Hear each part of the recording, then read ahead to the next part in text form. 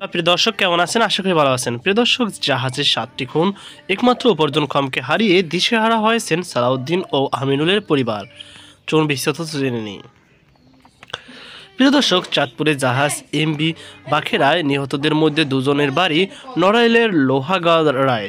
তাদের পরিবার চলছে শোকের মাতম। লোহাগড়া উপজেলার লাহুরিয়া ইউনিয়নের ১১ নলি গ্রামের সালাউদ্দিন মোল্লা জাহাজে চাকরি করেছেন প্রায় ২ দশক ধরে। তার মৃত্যু মেনে নিতে পারছে না পরিবার ও লোক এলাকাবাসী। সালাউদ্দিন মোল্লার ছেলে নাইম শেখ বলেন, আমার বাবা আল বাখেরা জাহাজের ইঞ্জিন চালক ছিলেন। তার আয়ে আমাদের পুরো পরিবারের খরচ চলত।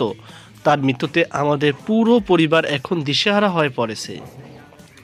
৪০ বছর বয়সী সালাউদ্দিন ১১ নলি গ্রামের মৃত আবেদ শেখের ছেলে।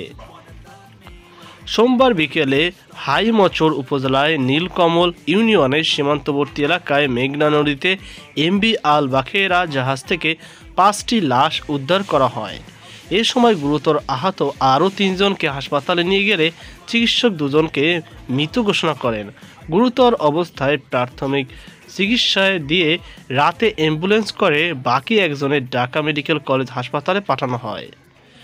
নিহত বাকিরা হলেন ফরিদপুর জেলার সদর উপজেলার জোয়ার এলাকার মিস্টার মোহাম্মদ কিবরিয়া মাস্টার, একই এলাকার শেখ সবুজ ৩৫ বছর বয়স, লস্কর, মাগুরা জেলার মোহাম্মদপুর উপজেলার চরস সমন্তপুর এলাকার মোহাম্মদ মাজেদুল, যার বয়স ১৬,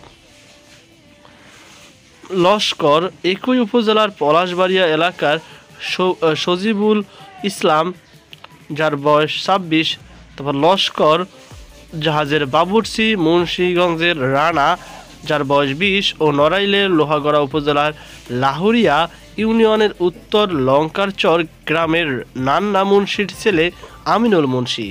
নিহত সালাউদ্দিনের যে ইউনিয়নের বাসিন্দা সেই লাহুরিয়া ইউনিয়ন পরিষদের সদস্য রানা কাজী বলেন, গত ১৪ই ডিসেম্বর বাড়ি থেকে কাজে যান সালাউদ্দিন।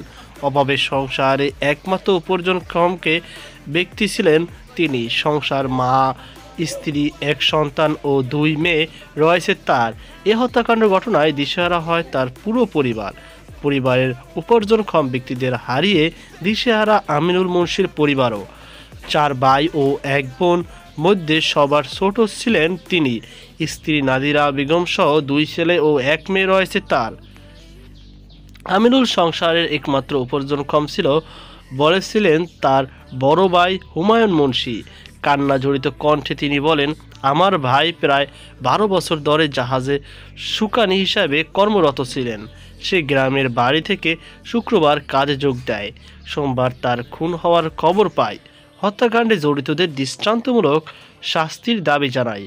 মরদেহ দুটি বাড়িতে পৌঁছানোর পর নিজ নিজ বাড়িতে দাফন করা হবে বলে স্বজনরা জানিয়েছেন। তো প্রিয় দর্শক, এই ছিল আমাদের সর্বশেষ আপডেট। সকল আল্লাহ হাফেজ।